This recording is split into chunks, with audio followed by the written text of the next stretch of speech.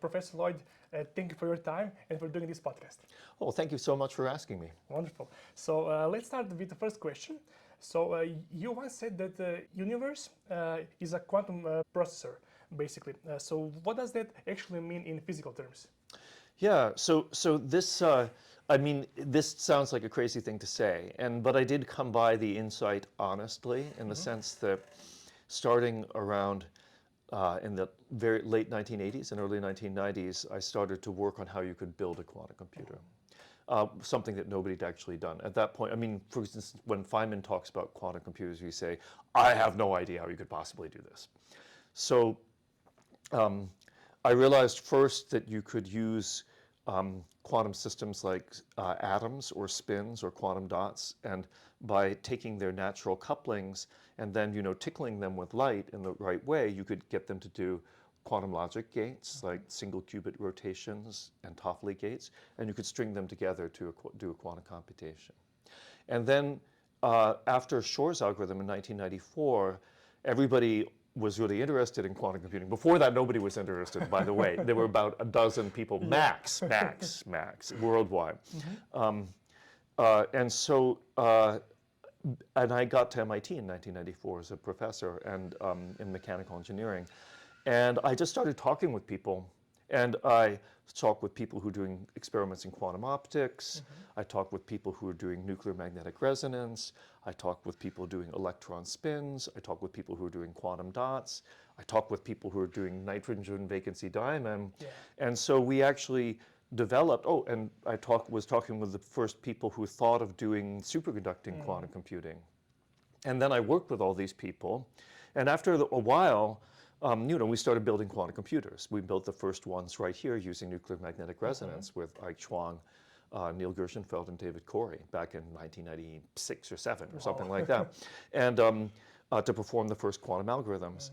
And then I realized from talking to all these people that actually, any of these quantum systems could compute if you kind of talked with them in the right way, because their natural dynamics was already processing information in an intrinsically quantum mechanical way. You have an electron over here, you call that 0, you have an electron here and you call that 1. If the electron tunnels from here to there and back again, that's doing a bit flip. It's flipping from 0 to 1. Similarly for electron spin up, you call that 0, spin down, you call that 1. And then if you tickle it with light so it flips from up to down, you flip the bit. And so I realized what was going on is that actually it's not as if we were suddenly building something that had never done. We were building something that had never been built before, but nature was processing information in an intrinsically quantum mechanical way all the time, and you could even measure the number of bit flips, how many bits there were, how many bit flips were going on, and so that really implies that the whole universe is actually performing a quantum computation. It sounds more fancy than it is. It's just at the microscopic level, it's processing information. And when we build quantum computers to do things like simulate other quantum systems or try to crack codes, we're just simply kind of hacking in to this ongoing quantum computation in the universe. So it's actually, it sounds very cosmic, and it is cosmic. But at the kind of nitty-gritty level, it's just realizing, hey, everything in the universe is registering quantum information, and the interactions are making electrons flip, atoms move from there to there, superconducting circuits currents going around forever like that, going around forever like that. And so when we actually started to build quantum computers, we were simply like hacking into the ongoing computation of the universe. I see. What would you say are the philosophical implications of information being more fundamental than matter or energy? Right. So that is a really interesting question, and I think I was kind of lucky because I had already, when I was an undergraduate at Harvard from 1978 to 82, right? Yeah. I was already fascinated by information theory, and I'd read, Shannon's famous paper, and I was thinking about information in the context of physics, and so I actually got into doing quantum computing because in 1984, I was doing a master's degree at Cambridge University in history and philosophy of science, looking at philosophy of quantum mechanics, because I never understood quantum mechanics when I was undergraduate. It's weird, it's strange, it's counterintuitive. I figured if I studied philosophy of quantum mechanics, it would become more intuitive and less strange, but it didn't, you know. Feynman said that nobody really understands quantum mechanics. Yeah, I mean, I think the thing is that the way things work quantum mechanically just grossly and directly contradicts our macroscopic intuition. So it's not really possible to have kind of a gut feeling for quantum mechanics. You have to learn how the math works and see what happens. Anyway, I was also at that point, I was taking Stephen Hawking's graduate seminar in quantum gravity. Wow. And which was extremely interesting. And if we'll fit on camera, I'll actually show you some crazy thing that happened. I'll tell you what happened. Then I said, oh, well, I'm studying these ideas about entanglement. Entanglement is clearly super important in quantum gravity because entanglement is the basis of Hawking radiation. And one thing I learned from Hawking was that the geometric structure of the universe, you know, all of general relativity is determined by its causal structure, by what can cause what, the structure of signals and light cones, up to a local notion of length or of distance. And I figured that maybe we could derive this local notion of distance by what was going on quantum mechanically with entanglement. And then I spent decades trying to do that. Okay, do you want to hear this talking story? Yes, please. Okay, good. Let's see if I can actually, we'll see if we can get this on camera. Okay, sure. All right, because I have to act this out. Okay. Okay. So when Hawking, Hawking's graduate seminar was very fun. He was of course a brilliant guy, and he was also a very clear lecturer. And the lectures worked as follows. At this point, Hawking could still talk, but only the people who worked closely with him could understand him. So the lecture worked, so Hawking was on the stage, it was like about this tall, and there was a blackboard, and he was there in his wheelchair, and his postdoc was there to help him out. So Hawking would say, and the postdoc would say, Professor Hawking says, this lecture is about the edge of the universe. The edge of the universe is very far away. But we can draw it like this. And then the postdoc, would start giving the lecture on the board. And it was very, Hawking was a clear lecturer, and also because everything happened twice, there was time to take notes and understand it, so it was good. Anyway, kind of like an hour into the lecture, Hawking this was work he was working on right then. He was excited about it, and he was impatient. And because he was impatient, he was fidgeting. But how could he fidget? He can't move. So he was on his wheelchair, and he was using his fingers on the little controllers, and the wheelchair was going, And then, about an hour into the lecture, there was a tremendous crash. And Hawking had fallen off on his wheelchair, fallen off, and he was lying in his wheelchair with his feet waving in the air. Oh my God. And it was completely crazy. And I was in the front row. Oh my God. And I ran up with a bunch of other people, and we picked him up and put him back onto the wheelchair, back onto the stage, and he was sitting there kind of like shaking, and we were like, oh my God, he's going to die right in front of us right now. And but then actually he didn't die. He was actually, Hawking was very tough, actually physically really tough. He looked frail, but he was very tough. And it turned out he was shaking with laughter. And when he'd calmed down enough to speak again, he said, "Brr," and the postdoc said, Professor Hawking says, fell off the edge of the universe. Excellent. Thank you for sharing this. Yeah. This is an amazing moment. I have witnesses. Jonathan Hallowell was there. He can vouch for what I said. It was a crazy moment. Wonderful. So let me just finish with the last question, because I forgot while I was down on the floor with my feet waving in the air. So I think what happened was, in the course of it was clear to a small group of people, maybe a dozen, right, that ideas of information in quantum mechanics were very important and fundamental. And that had been true since really the 60s and 70s. But it was a very fringe field. And then when we started actually working out the mathematics of of quantum information theory, which wasn't even called quantum information theory until like the 1990s, it became clear that this language of how nature speaks to each other, to itself, at the microscopic level, was a universal language for how everything in nature speaks to each other at the microscopic level, which was, of course, the insight that allowed me to design the first quantum computers. And also why I then wrote this book saying, hey, look, the universe is a big quantum computer, right? Let's get with the program. Right. But that feature, together with the fact that the mathematics of quantum information theory is super simple compared with stuff like quantum field theory or string theory or ADS-CFT theory, all this other fancy stuff, that people realized, oh yeah, actually maybe we can actually think of the universe's bottom as being actually constructed out of information and information processing. I mean, yeah, it's constructed out of, you know, atoms, photons, electrons, yes, but since they're all processing information, then we can regard the information processing as being fundamental. So I think that, and that actually is a point of view that really has percolated into the scientific and popular consciousness over the last few decades. I see. Yeah, so the next question is about quantum randomness. Quantum mechanics is fundamental to quantum mechanics. Quantum randomness is fundamental to quantum mechanics. I mean, this started at the beginning when it became clear that, you know, the wave function, the solution to the Schrödinger equation, evolved deterministically, but measurements gave intrinsically random outcomes. And that feature that quantum mechanics for the observed world gives random outcomes for experiment with, you know, rules that tell you what the probabilities are. That's just very basic and intrinsic to quantum mechanics.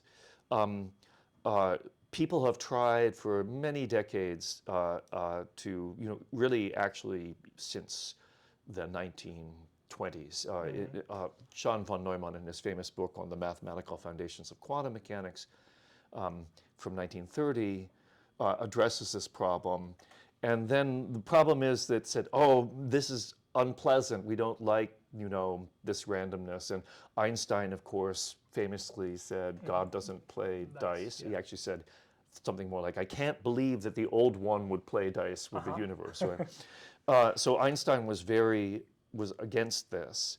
But nobody's been ever able to find an alternative. And since quantum mechanics is fine as it is, actually it's fine as it is, okay, it's counterintuitive, but it's fine, it works incredibly well. It's, you know, it's probably the best verified, experimentally verified physical theory that we have, and we've never seen the slightest deviation from it.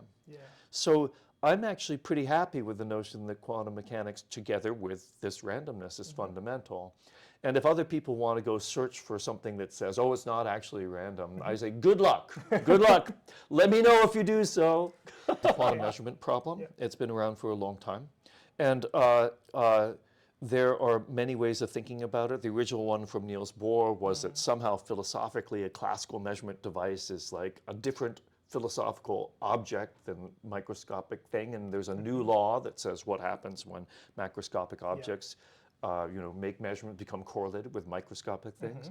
The problem with this is, of course, the measurement apparatuses are themselves quantum systems, right? So, and there's no, we don't see any distinction apart from they behave, you know, at a more deterministic macroscopic level.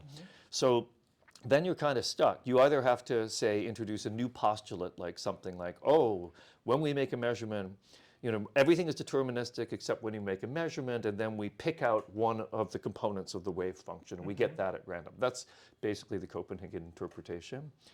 Or if you say, well, okay, these are quantum mechanical objects, and when, you know, I have an electron spin that's in a superposition of up and down, which actually is that spin sideways like that, and I send it through a magnetic field with a gradient. This is called a Stern-Gerlach apparatus, and it goes into a quantum superposition of being in two places on a screen or on a photographic plate. And then, you know, a silver atom in the photographic plate absorbs the electron here, and the one down here absorbs the electron here. Now we're in a quantum superposition of electron being here, silver atom having absorbed it here, the electron down there, silver atom being absorbed it there. Then you get this picture in which the wave function for everything together contains all these different branches that are constantly branching out. And this is sometimes, it's actually, I think, inaccurately called the many worlds theory of quantum mechanics. Because this is kind of, it was discovered by Hugh Everett in his PhD thesis. And Bryce DeWitt, who was a quantum gravity person and a mischievous man, very great guy, he suggested that Everett called this the many worlds theory. Everett himself, however, called this the relative state theory. And this is much less obnoxious, right? This is like the many worlds theory is provocative. It suggests we see what's going on here, but there are all these other worlds out there in the wave function which are equally real to our world. Right. Well, I say, that's ridiculous. This is our world. We see this. So, and the other ones are exactly the stuff, the parts of the wave function we don't see. So Everett said, you know, relative to the electron rising on the screen up there, this silver atom got excited. You know, relative to the electron being down there, this silver atom got excited. So it's just simply, we say, the physical reality, empirical reality, is something that is about mutual information between different systems. And relative to this system being this state, this other system's in that state. You don't have to then declare that the other ones are like equally real or anything like that. So my take on that is actually that what is empirically real, what we see happening, like in the laboratory, is about relative states. You know, states of a quantum system relative to our measuring device, and states of the measuring device relative to the quantum system. That's what we have empirical access to. So what we call real, in the sense that you and I are just chatting here, right? You know, and not that, you know, in some other world, the random fluctuation prevented us from ever meeting, and I'm glad I don't live in that world. Then this part, what we see really happening is this relative state. Then these other worlds are not empirically real in any sense. They just simply are other parts of the wave function, and the relative states there are different from what we see here. So that's my personal explanation. I'm actually satisfied with that. I stopped worrying about this quite a while ago. Yeah. What is your favorite interpretation of quantum mechanics? Yeah, so I think that if you take this relative state interpretation, which is, I think, a philosophically better way of talking about the many worlds, because the issue that people have with many worlds is, what is the ontological status of these other worlds? Do they really exist or not? Then you say, okay, we have the stuff we know is the case, and then there's parts of the wave function that we don't have access to, which contains the stuff which is not the case. Right. I don't think that that's a problem. And then this has been really nicely worked out over decades by the notion of decoherence, because decoherence, you know, environmentally induced decoherence, introduced and popularized by Wojtek Zurek, is exactly what happens when the environment comes in and changes its relative state relative to the state of a quantum system. Yeah.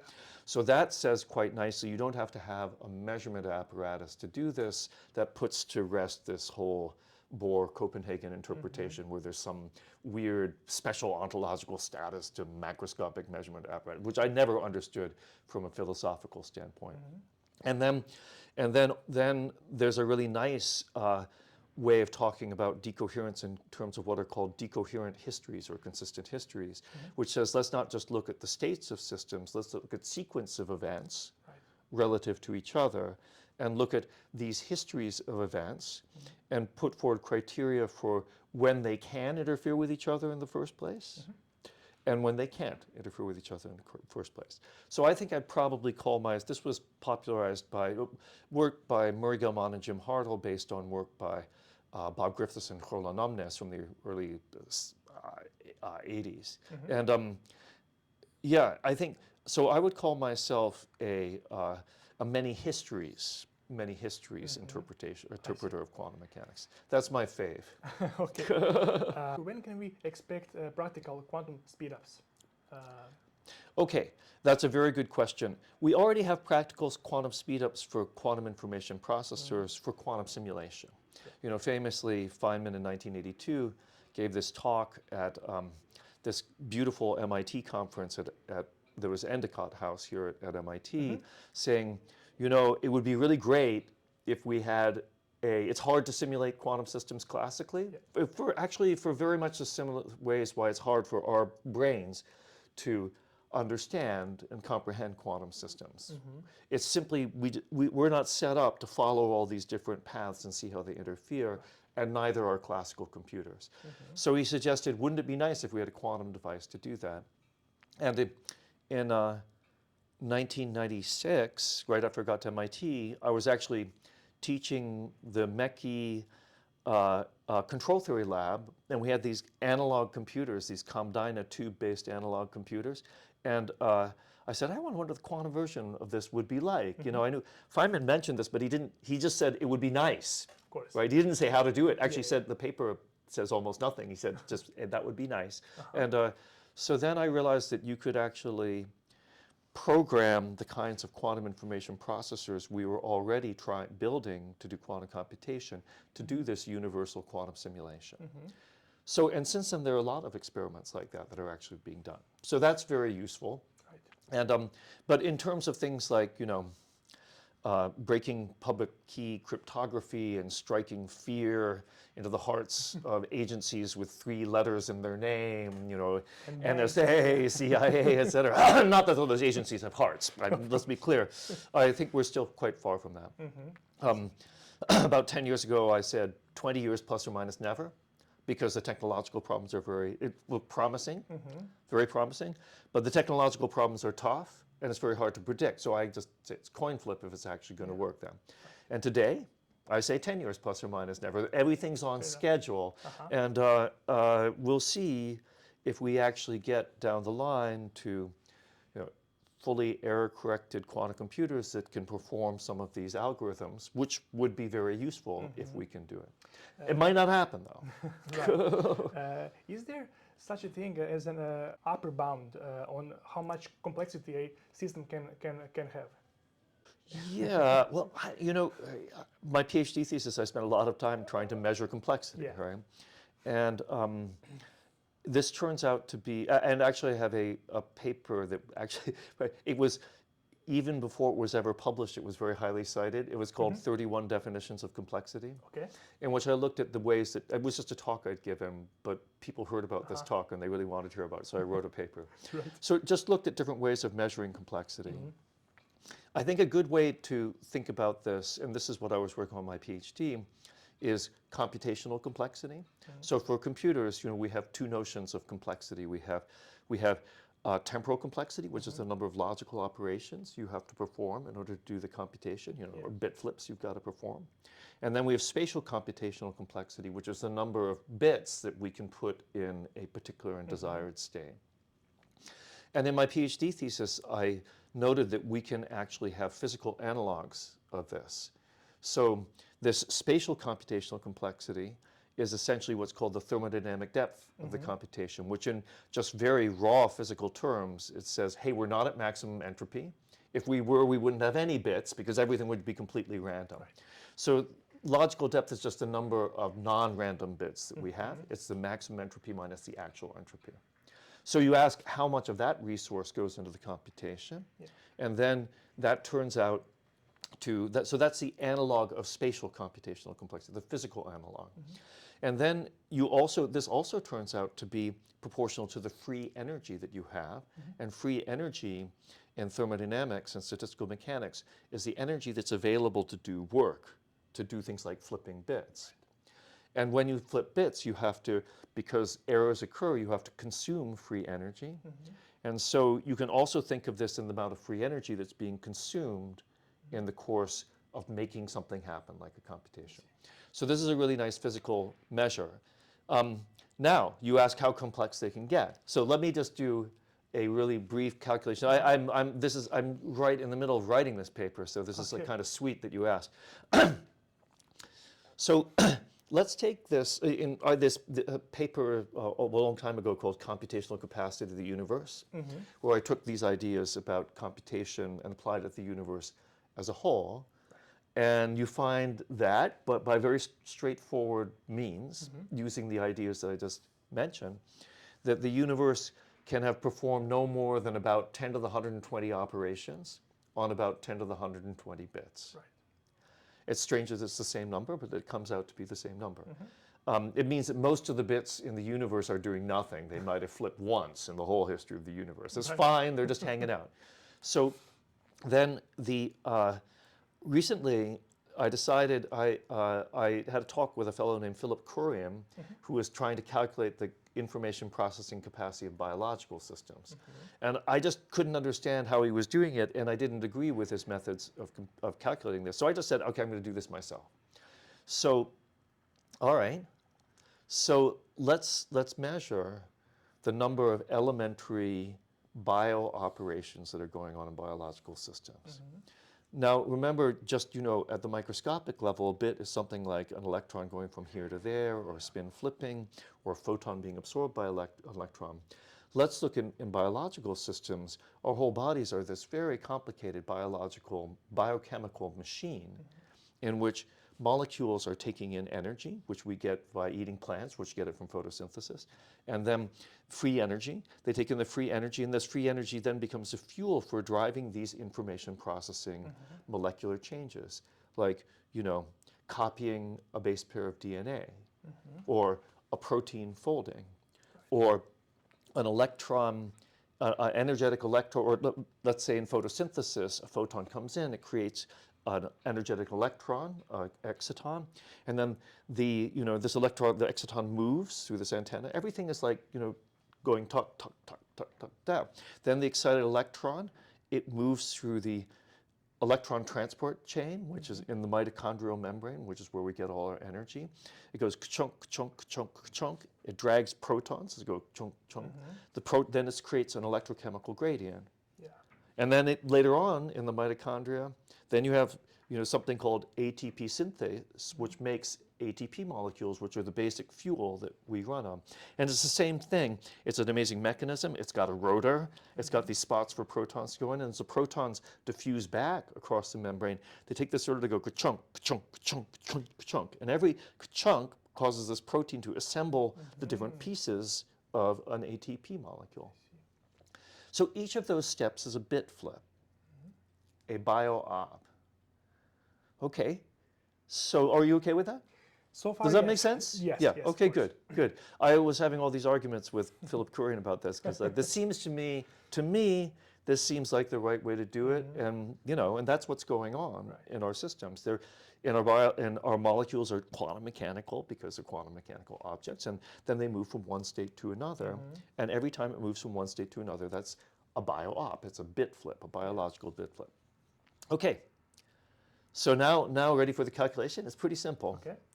So the thing to note, how do we estimate, for example, how many bio-ops are going on in your body and my body right now?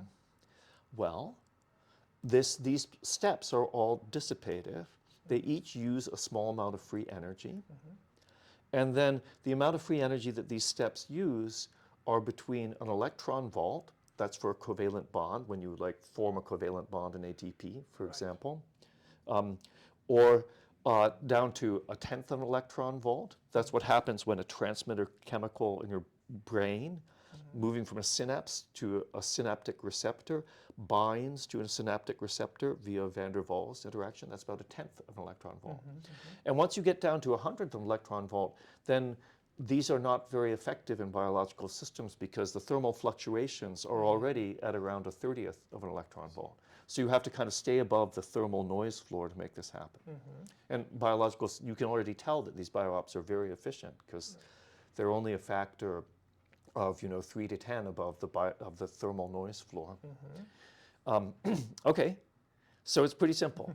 So you and I are about 100-watt creatures. Yeah. 100 watts is actually 100 kilocalories per hour. So this is even if we're just chilling, 2,400 kilocalories per day, because that's how free energy is measured in kilocalories. All right, 100 watts. So each let's look at each bio-op is between 0.1 and 1 electron volt.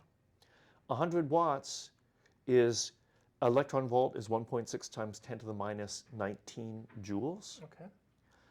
So a watt is 1.6 times 10 to the minus 19 ops per second. Or if it's at the lower level, 0.1, that's like 10 to the 20th. We're 100-watt creatures, so we're between 10 to the 21 and 10 to the 22 bio-ops per second for all of these, little tiny molecular changes that are going on, which are actually very efficient because natural selection, because the training set for bioinformation processing is billions of years. Right. And the number of bits that it got trained on is huge. If you're interested, I can continue to tell you about the information processing power of life in general. Please. Okay, but you and I, we're like 10 to the 21 or 10 to the 22 bits per second. Now that, 10 to the 21, 10 to 22 bio-ops per second, now that's equal to the total number of operations being performed by all the computers in the world. Yeah. It's like, 10 to 100 billion computers performing 10 to 100, or processing units performing 10 to 100 operations per second. That's 10 to the 21 to 10 to the 22 ops per second. So you and I, man, we're like superpowers from the information processing power. It's like, yeah, and then you say, okay, nobody ever bothered to do this little calculation. Or Philip Curry did, but he gets very different numbers, and I don't understand why. So yeah, but amazing. I mean, these are the numbers, okay? Yeah. It kind of puts things in perspective, doesn't it? Like with everybody being like freaked out about AI. Actually, AI is very far away from us. Right, exactly. And then, yeah, absolutely. And actually, do you mind if I continue with this? You liking it? Yeah, okay, good. Please. So, okay, now let's look at the information processing power of life on Earth. Well, let's look to see how much information processing, how many bio-ops have taken place during the entire history of life on Earth. Oh my God. Well, but it's very simple to do, right? So the Earth is, it's a sphere. A quarter of the distance, the circumference is by definition 10,000 kilometers, right? Yeah. You look at the area, and then there's about 1.4 kilowatts per square meter falling on the Earth. This ends up being I get an answer like 10 to the 17th plus or minus, a little more than 10 to the 17th watts. Now, kind of amazingly, a large fraction of this goes into living systems to perform bio-ops. Something like 40% of land mass is covered by green plants, and a similar amount of photosynthetic algae and bacteria are in the sea, absorbing, roughly around 40% of the light that's falling on the sea. So about, almost half of this 10 to the 17th watts is actually going in to this computation. And now we say, oh, okay, but look at, the translation between a watt and an op is a watt is 10 to the 19th ops per second.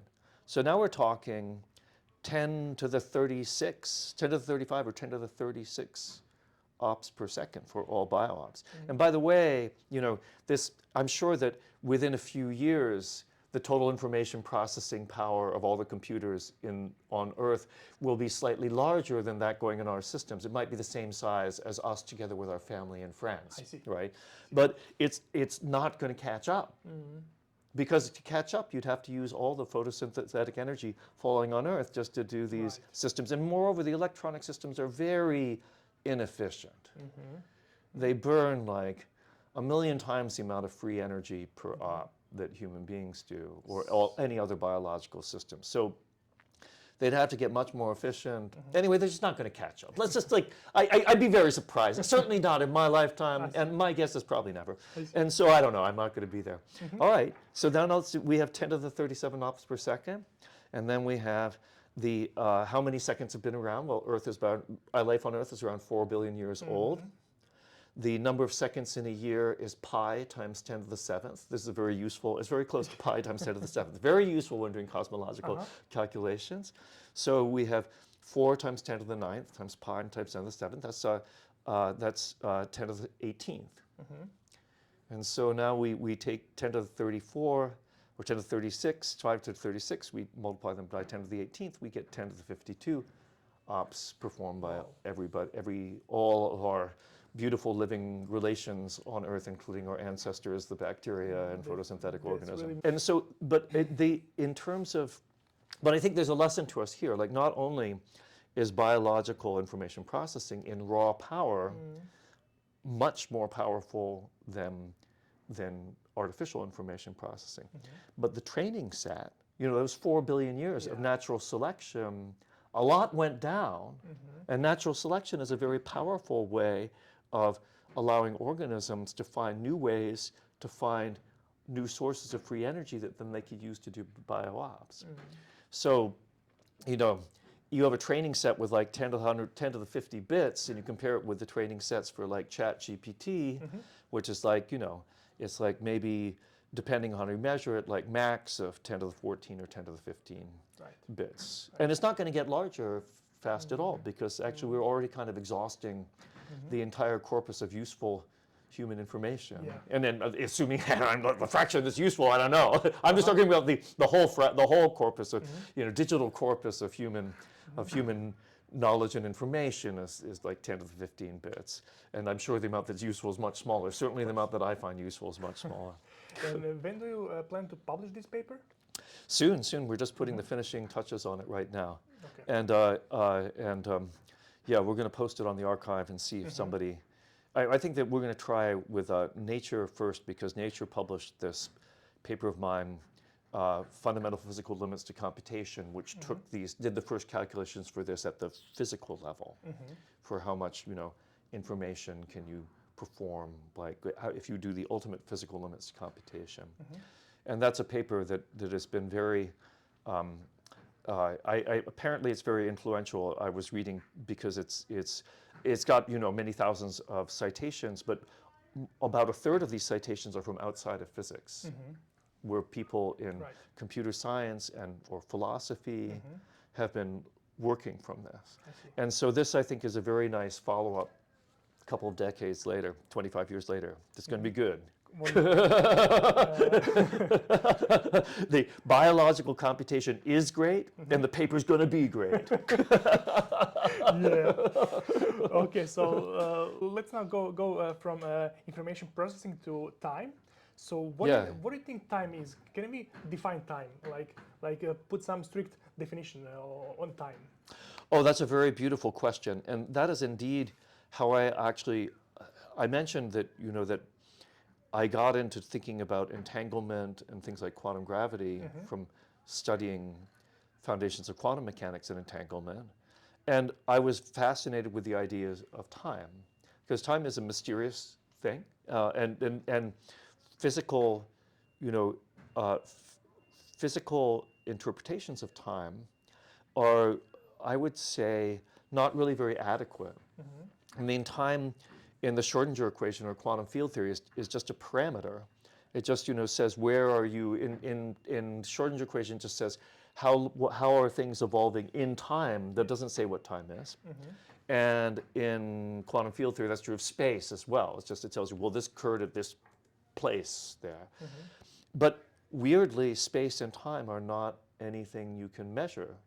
There are these famous theorems by Wolfgang Pauli and others that say time is not an observable quantity. So what's that? Because like, hey, look, you know, it's like, you know, it's like, hey, it's 1:30. It doesn't make sense. We only have another half an hour, right? I've got to watch it. What is the heck is going on? Surely it's measuring time. So, I've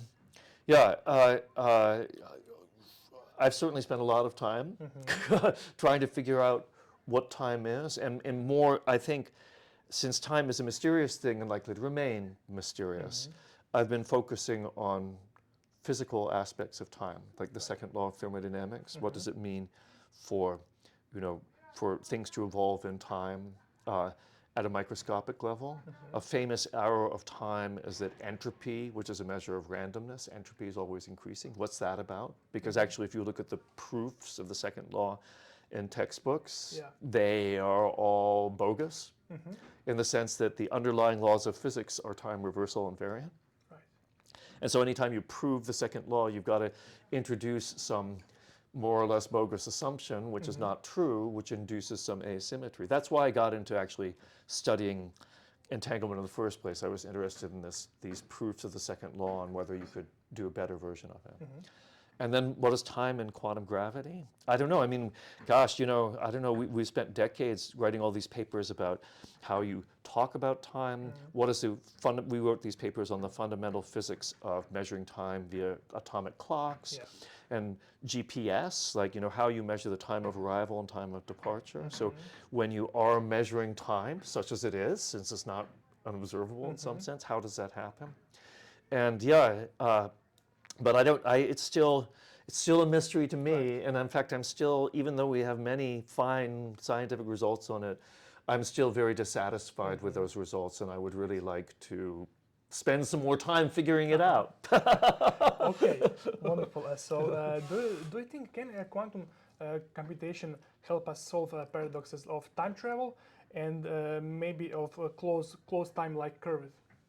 Right. Okay, good. So, very good question. That's a great question. And as part of my efforts to construct theories of quantum gravity based on ideas of quantum information, I realized that about 2008 or something, that we could make a really sweet quantum information-based theory of what happens in closed time-like curves.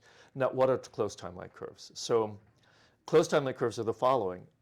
It turns out that time travel is allowed in Einstein's theory of general relativity. The presence of matter warps the paths that you take as you pass through space and time. And Kurt Gödel, the logician of Gödel's theorem, figured out in the 1940s that this, if you have a rapidly rotating object, and very massive, rapidly rotating like a cloud of dust or a black hole, that time would get so warped that the path you travel through the space-time ends up intersecting with itself in the past. It's actually time travel. Right. And these paths are called closed time-like curves. Apparently, Gödel, the story is that Gödel was famously neurotic, and he was really getting himself all bent out of shape, and his psychoanalyst said, Professor Gödel, I think you need to stop worrying about all these, incompleteness theorems and logical paradoxes and do something else for a bit. And so Gödel said, well, I'm going for a walk with Einstein every day because, they were both refugees from the Second World War at the Institute for Advanced Study. And he said, well, maybe I'll teach myself general relativity and talk with Einstein about it. So Gödel taught himself general relativity. And what does he do? He finds the most paradoxical, mysterious, self-contradictory thing you can imagine about general relativity. Wow. Apparently, when he told this to Einstein, Einstein was just horrified. He couldn't believe it. He didn't like it at all. I see. Anyway, so the quantum mechanics of these closed time-like curves is a very interesting question.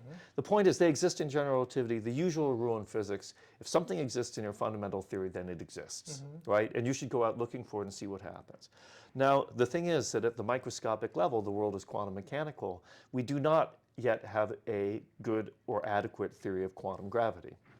If anybody tells you they do, treat that with great skepticism. They're just trying to get a grant.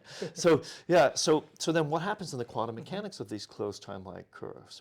And there's very nice work from the 90s by well-known people at Kip Thorne at Caltech and David Deutsch. Kip Thorne got the Nobel Prize for LIGO. David Deutsch, and for David Deutsch, he should get a Nobel Prize for quantum computing. I'm waiting. I've told them they should give it to him. Those guys in Sweden. We'll see what happens. Right. But and then they did these treatments of the quantum mechanics of these closed time-like curves. But these treatments were also just essentially because of this, because we actually really don't understand what's going on at this nature of quantum mechanics and gravity. I found these not very satisfying, and you couldn't calculate stuff. And then around 2008, I realized that, together with my colleagues here, my postdocs, particularly Lorenzo Maccone, whom we've worked on this now for decades, that you could actually describe these closed time-like curves by a form of quantum teleportation. So quantum teleportation is this feature where you use entanglement between here and there, and Alice makes a measurement on her system here and sends a message to Bob, and Bob then does something to his part of the entangled system, and amazingly, whatever Alice made the measurement on here gets destroyed here, and reconstructed over here, reconstituted, reconstituted over here. That's how teleportation works. So in a closed time-like curve, exactly the same mechanism works if you have entanglement. And these closed time-like curves, one thing that they definitely have that people agree on because of Hawking's results is that there's entanglement between the interior and the exterior of the closed time-like curve, because there's a particle horizon there, and this gives rise to entanglement. And then the closed time-like curves actually do something, in our theory, do something like teleportation, but you don't have to make the measurement. The thing enters, whatever your quantum system is, your little quantum spaceship, enters in the closed time-like curve in the future, then it automatically gets recreated in the past due to entanglement.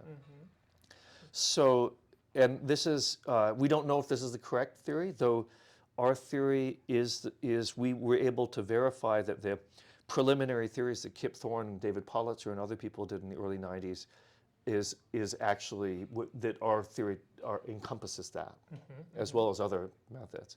Ours is different from David Deutsch's theory. Anyway, it was like, so, yeah, that was a really nice realization. And then because it's based on quantum teleportation, and people have been doing quantum teleportation experiments for many decades, we said, hey, let's do an experiment, right?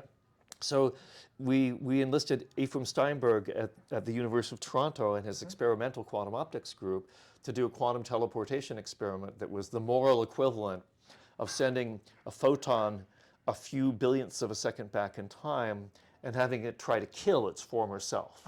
Well, you know, it's like time travel involves all these paradoxes, right? And famously, the most famous one is the grandfather paradox, where, you know, time traveler goes back in time and accidentally or on purpose kills her grandfather when he's a young man before he's had any kids, so she doesn't exist, so she can't go back in time, so he exists, so she does. Anyway, you know about that.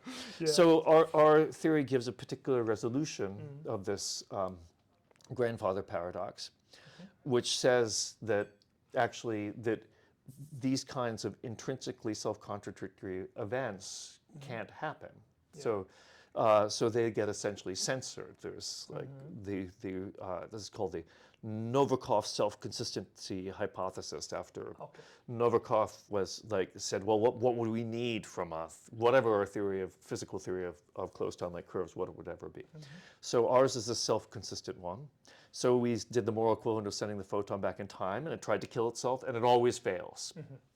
Anyway, that was very fun. And then what happened then was extremely, well, I guess we should have figured it out.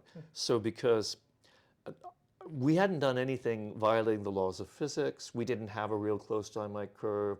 To have a real closed time-like curve, you'd have to, you know, have like a rapidly rotating teeny black hole. And the laboratory safety people refused to let us do that. Standing in the way, fools, like standing in the way of science, my God, what could go wrong? We'd be careful, right? We would prevent it from sucking in all the matter in the universe into that. Well, that wouldn't happen. Anyway, yeah, but this got a lot of press. I'm not surprised. I mean, what were we thinking? Of course it got a lot of press. And then, you know, all kinds of people wrote to us, and it got so much press that actually Ephraim, we decided not to do the follow-up experiment because we thought we'd look too silly. But ever since then, every month or two, somebody writes to me and says, "Dear Professor Lloyd, I'm a time traveler stuck in time. I understand you have a time machine. Can I use your time machine?" No, really? Yeah. Oh my God. Yeah. I write back and say, hey, you know, sorry, this is quite preliminary, and we can't send you back in the past. I see. Actually, this puts you know, Stephen Hawking once famously, you know, tried to prove the non-existence of time travelers by throwing a party, but he only sent out the invitation a week afterwards, and no time travelers showed up there. So he said, well, there can't be any time travelers out there. But I don't know. I'm receiving messages from these folks all the time. The other message I get is that, and this is very sad actually, is that with a similar regularity, I get a message from somebody saying something like, "Dear Professor Lloyd, I understand that you have a time machine. I desperately need to use it to send my sister a message in the past to say, don't get into that car." I see, Right? This guy recently wrote to me saying, look, I need to write to myself to say, don't take that experimental drug, it will kill you. Right? I mean, that's like really sad. That's very shocking, yeah. It is shocking. And to those people, the time travelers I tend not to write back because I figure, you know, if you're a time traveler, you're on your own. Of course. But the people who are grieving, I write back to say, oh, I'm so sorry, but even if we had a time machine, you wouldn't be able to change the past best, because this self-consistency means that you can't change something from the past that you know to be the case in the present. I see. And what could we change from the past if we have the time travel machine? What can we change? Well, I guess. Let's see.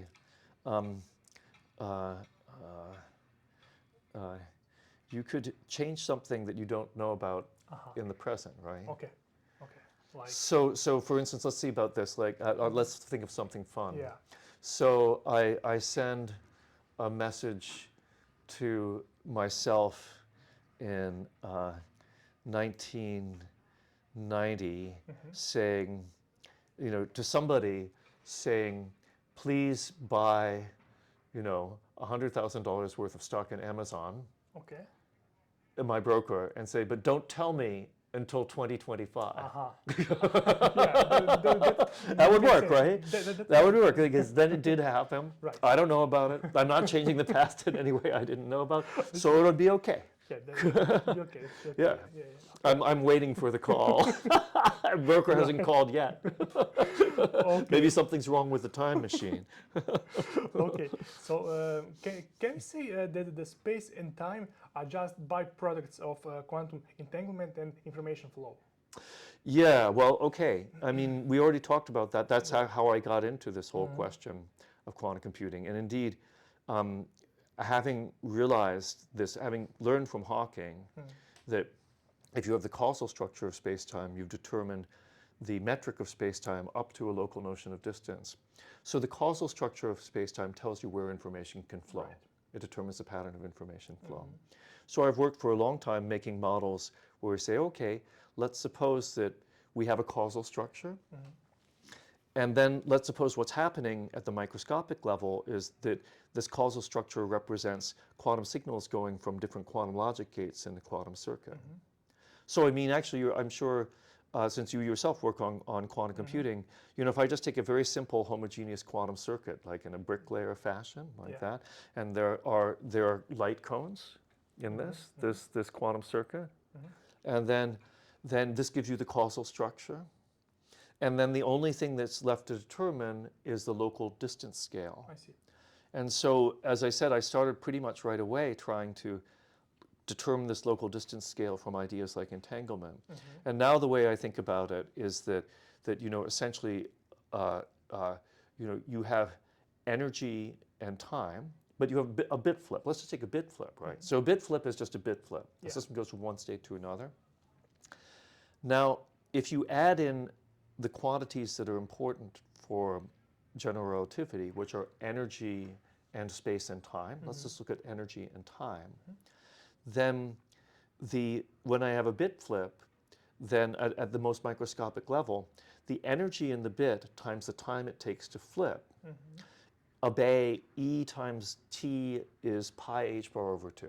This is a theorem, Margolis-Levitin theorem. I've used it very profitably. In fact, it goes directly into what I was telling you about the biological systems before, which actually, you know, when a photon comes in and creates an exciton, it is also operating at this fundamental quantum speed limit.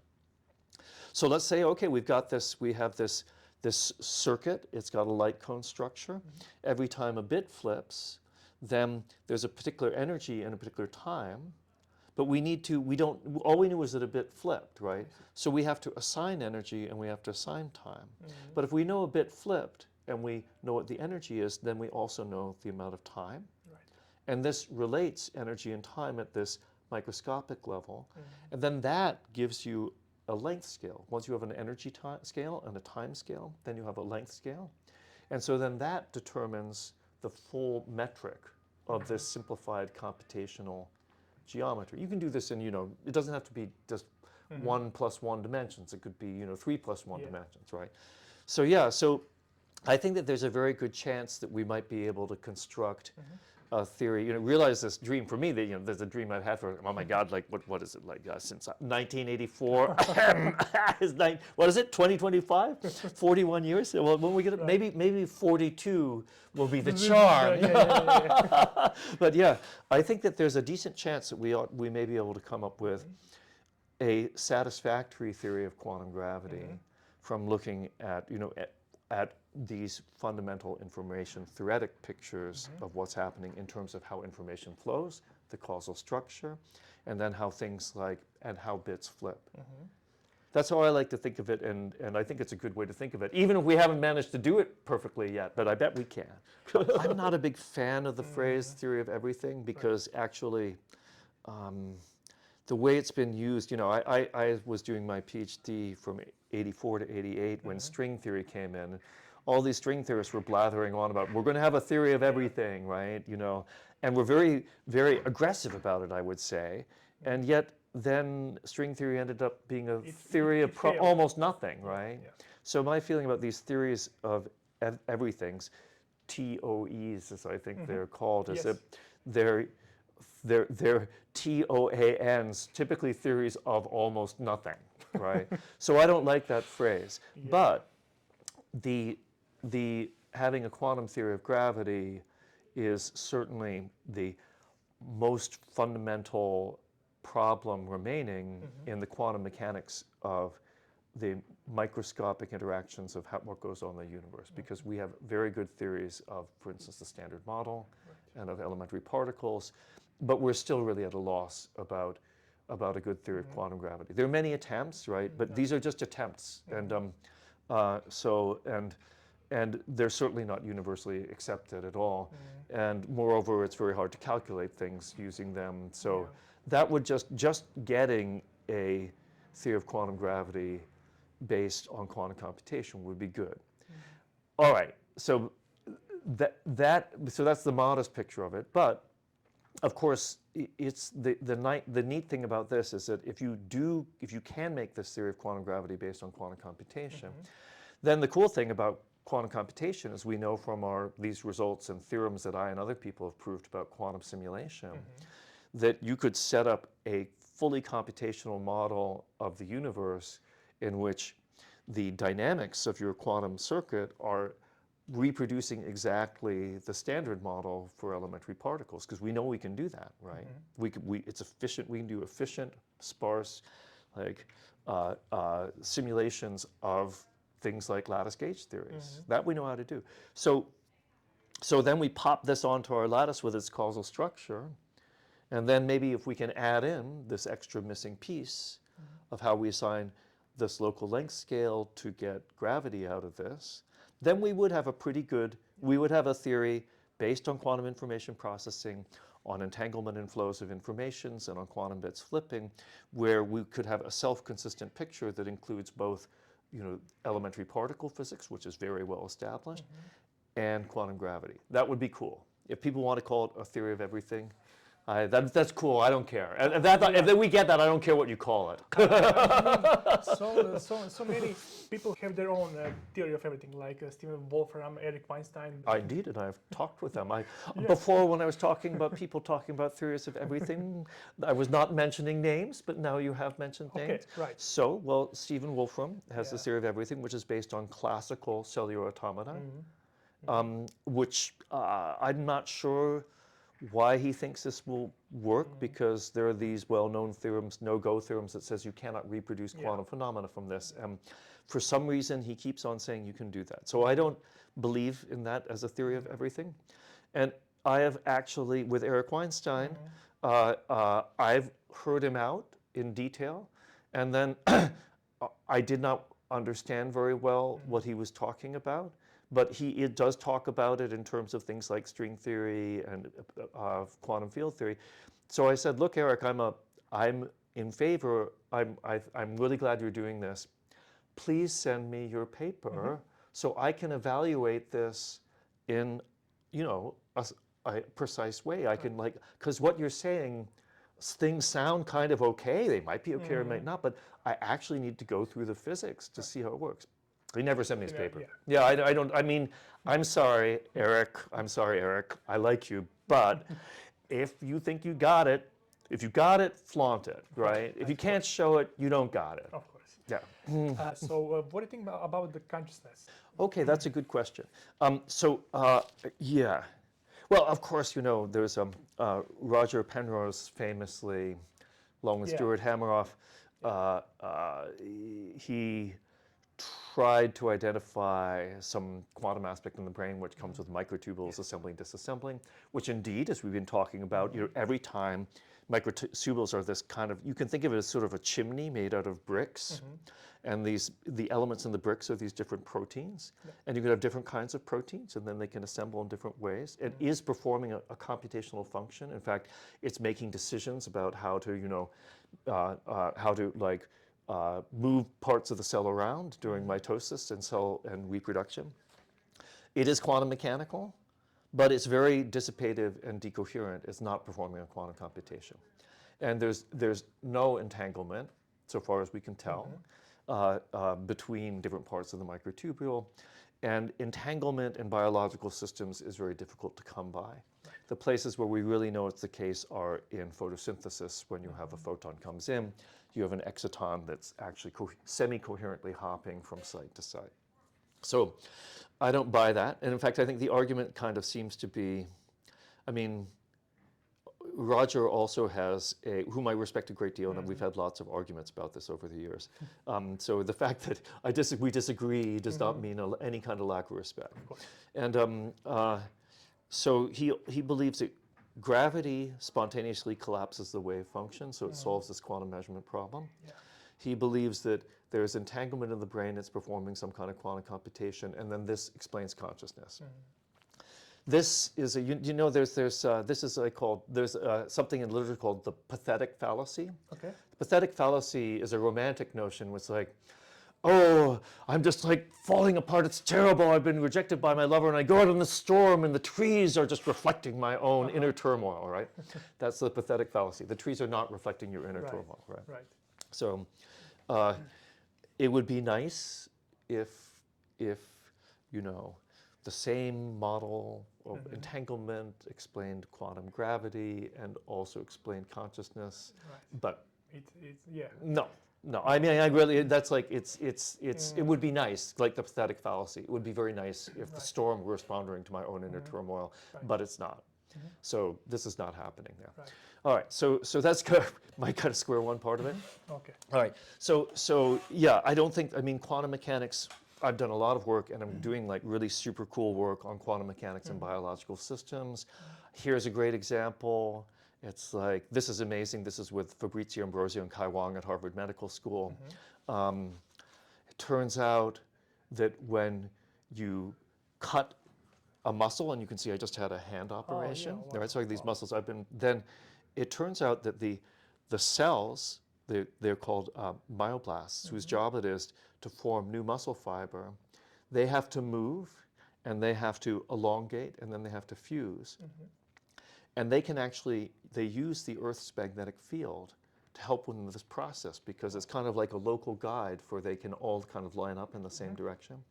And they do this by an very intrinsically quantum mechanical process, where it's called radical pair compass. It's found in birds.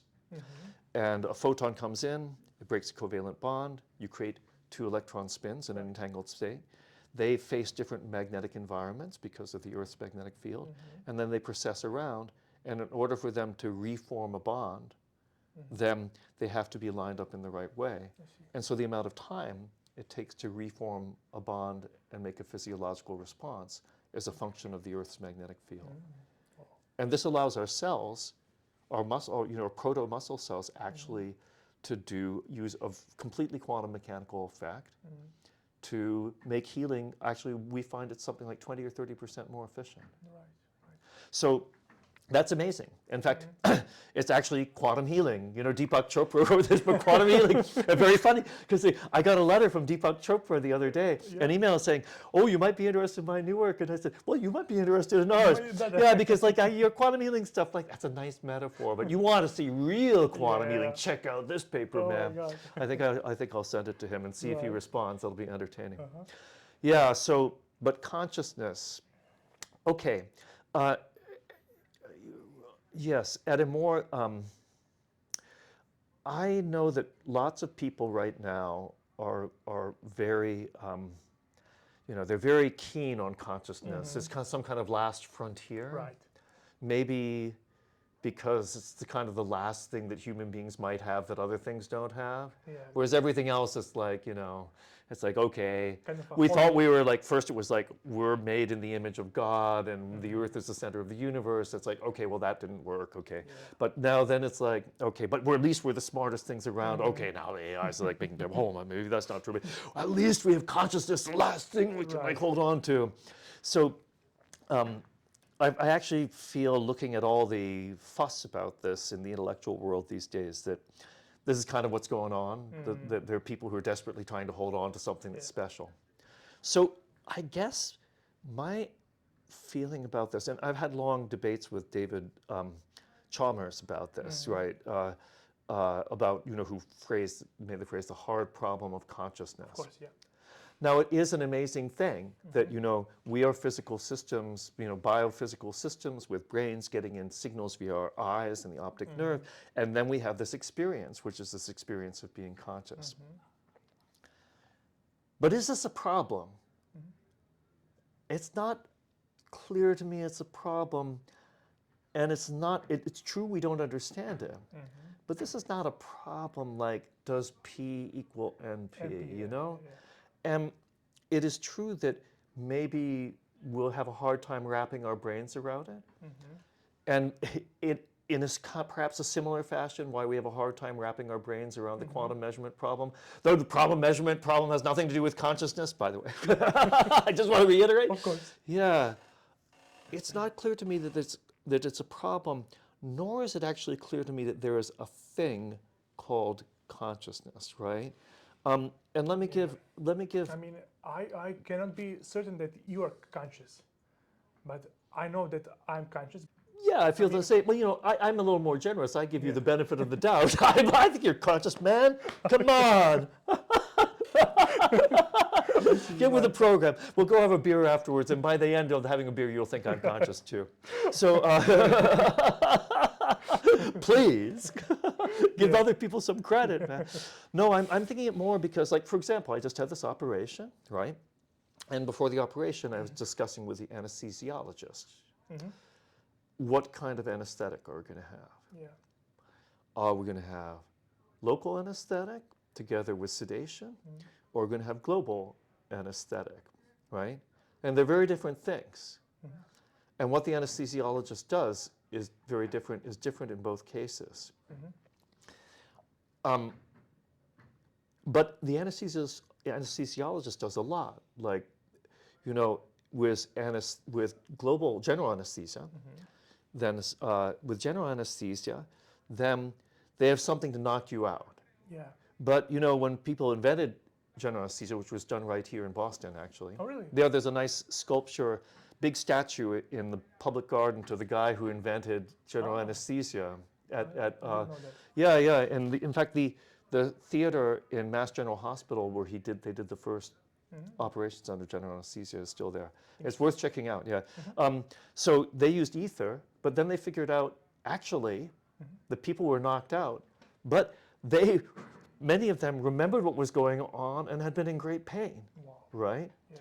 And so then over the years, people said, okay, we have to knock out the feeling of pain as well as knocking out, like, being awake, because, you know, there's a blurry line between conscious and being not. Because, like, actually, if, you know, you're knocked out and, like, you look like you're unconscious, but you're still feeling pain and remembering the experience of pain, then, you know, at the time, you were probably conscious, right? Inside your own head. Your eyes were closed and you weren't moving. So now they knock out the experience of pain, they knock out memories of it. And they do this whether you're actually I opted for the local anesthesia, which actually I had my hip replaced a few years ago. They allow you to have your hip replaced under local anesthesia and sedation. Yeah. That's amazing. They give you all this great stuff that, like, first you don't feel anything. You get a spinal, like you're giving birth, and so you don't feel anything. And then they give you stuff that sedates you. And in fact, and then they give you stuff you don't remember what was going on. Yeah. And in fact, apparently while the surgeon was down there going bang, bang, bang, I like whacked the surgeon's assistant, say, hey, keep it down out there. That's really too loud, right? Yeah. So, okay. So I don't remember it at all. Was I conscious? Probably at the time I was. I was it's too loud, right?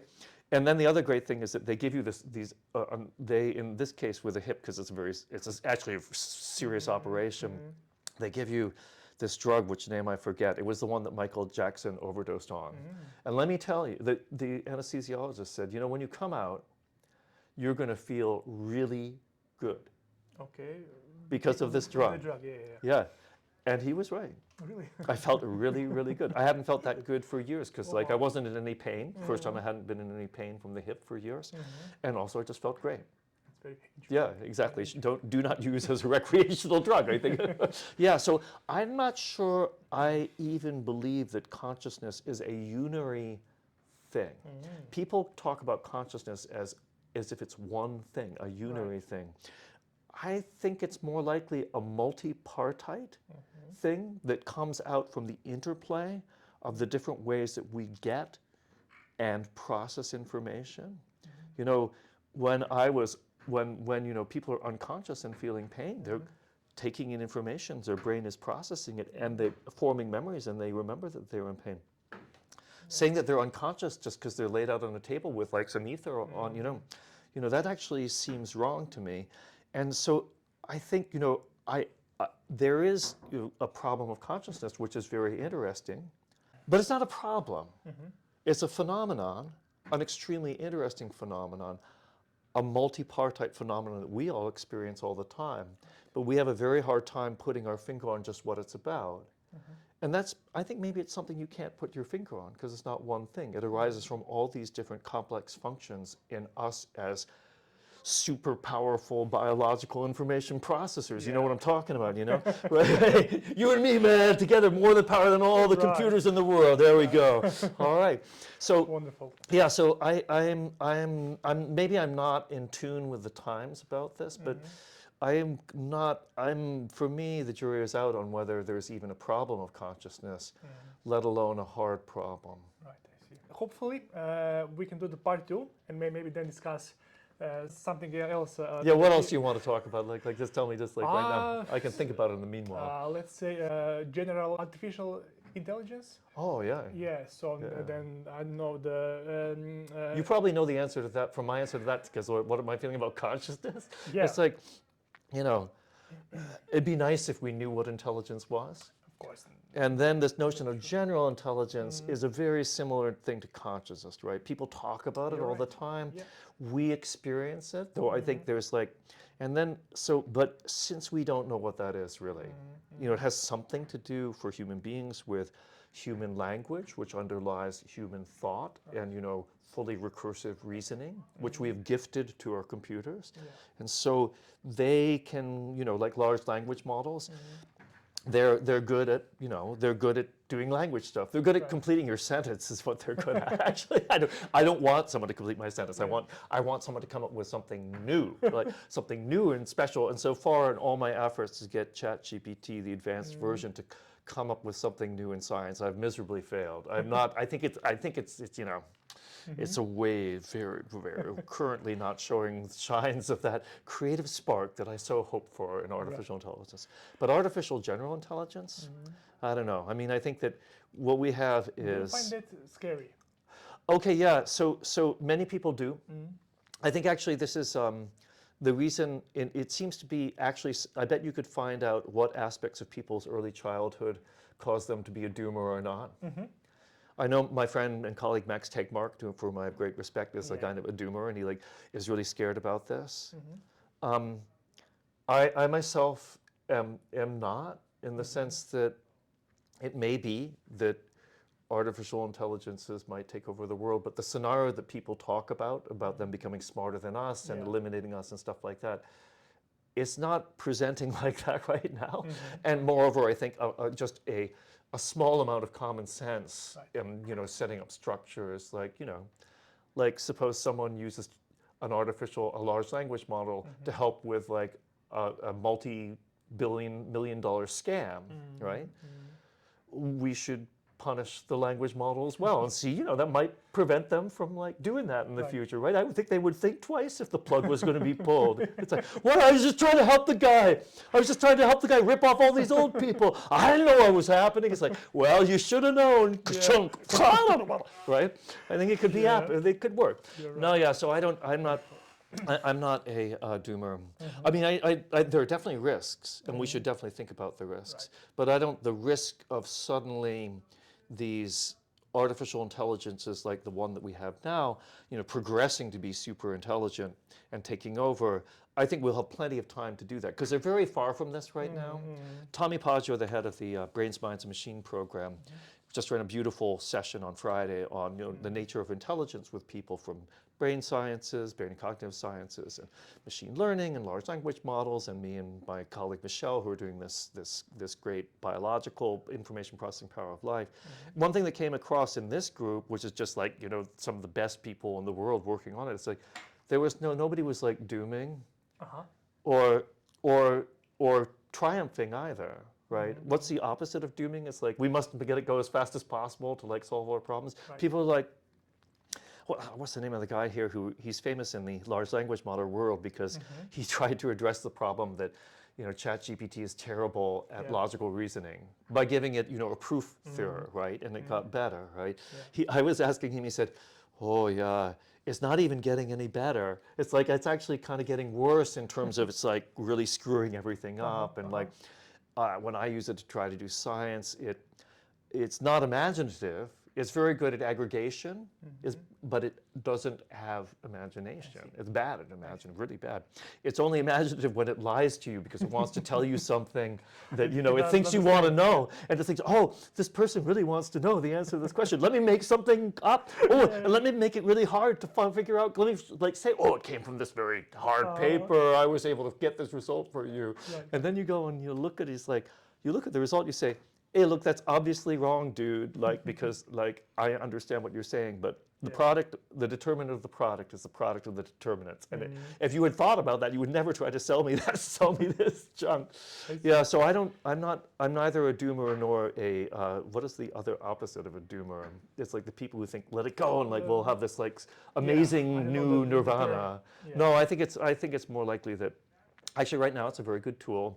It's got lots of inaccuracies. It's very far away from anything I would call, I have no idea what general intelligence is, but whatever that might be, you know, it's not there, and I'm pretty far away.